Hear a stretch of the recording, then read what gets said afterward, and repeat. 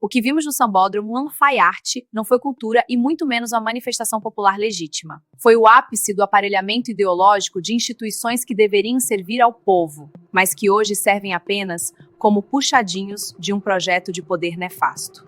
É revoltante, para dizer o mínimo, ver dinheiro dos nossos impostos. Sim, porque essas escolas de samba mamam nas petas das leis de incentivo e das subvenções públicas, sendo usado para destilar um ódio gratuito e uma perseguição política implacável contra o maior líder conservador que este país já viu. Retratar Jair Messias Bolsonaro como um palhaço não é apenas uma ofensa a ele, mas uma bofetada na cara de mais de 51 milhões de brasileiras que enxergam nele a última barreira contra a venezuelização do Brasil. Enquanto o país afunda em insegurança e a economia patina sob as ordens de um descondenado que voltou à cena do crime, a elite cultural do Rio de Janeiro se presta ao papel de bobo da corte do sistema. Eles tentam ridicularizar o homem que resgatou o patriotismo e que defendeu a liberdade e que não se dobrou diante do globalismo. Mas o que conseguiram foi apenas mostrar a própria pequenez. Quem são os verdadeiros palhaços nessa história? São aqueles que desfilam com fantasias caríssimas, financiadas por bicheiros e pelo dinheiro público, enquanto o povo passa dificuldades no dia a dia. É de uma hipocrisia sem tamanho ver escolas que se dizem comunidade atacando um homem que sempre esteve ao lado do cidadão de bem. Essa narrativa de Bolsonaro palhaço é fabricada nos gabinetes de Brasília e replicada por carnavalescos que, em sua maioria, odeiam a bandeira verde e amarela. Essa narrativa de Bolsonaro palhaço é fabricada nos gabinetes de Brasília e replicada por carnavalescos que, em sua maioria, odeiam a bandeira verde e amarela. Eles preferem o vermelho da foice e do martelo. Preferem a desordem, a liberação das drogas e a destruição da família tradicional.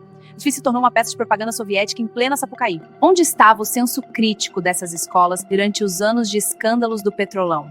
Onde estavam as alegorias sobre os bilhões desreiados da saúde e da educação? O silêncio era ensurdecedor porque, naquela época, o banquete era farto para todos eles. Agora, movidos por uma sede de vingança e por uma necessidade patológica de agradar o atual ocupante do Planalto, eles transformam a maior festa popular do mundo num palanque político rasteiro. O Brasil real, aquele que trabalha e produz, não se vê representado naquelas figuras grotescas. Aquilo ali é o retrato de uma decadência moral que tomou conta das artes. Eles acreditam que, ao ridicularizar Bolsonaro, estão destruindo o conservadorismo, mas estão apenas alimentando a nossa indignação e a nossa vontade de lutar. É preciso ter muita coragem ou muita disfarçatez para chamar palhaço a um homem que enfrentou o sistema de peito aberto, que sobreviveu a uma facada desferida por um ex-membro de partido de esquerda e que nunca fugiu das ruas. O povo não é bobo. O povo vê a diferença entre a alegria genuína de uma festa e a manipulação psicológica de um desfile encomendado. O que vimos foi o uso da estética carnavalesca para tentar assassinar a reputação de um adversário político, algo típico de regimes autoritários que a esquerda tanto admira. Se a intenção era humilhar, o tiro saiu pela culatra. A imagem de Bolsonaro como palhaço só serve para mostrar quem são os verdadeiros intolerantes. O carnaval, que já foi motivo de orgulho nacional pela sua criatividade e beleza, está rendo sob o peso dessa militância barata. As pessoas estão cansadas de ligar a televisão e dar de cara com doutrinação política fantasiada de samba. A cada ano que passa, o público se afasta mais dessas agremiações que abandonaram suas raízes para se tornarem porta-vozes da agenda progressista. É um espetáculo de horrores que celebra a impunidade e ataca a ordem. Bolsonaro incomoda porque ele é o espelho que reflete a podridão de todo esse sistema que vive de aparências. Ao pintá-lo como palhaço, as escolas de samba revelam o seu próprio medo. O medo de um povo que despertou e que não aceita mais ser enganado por plumas e paetês enquanto o país é saqueado.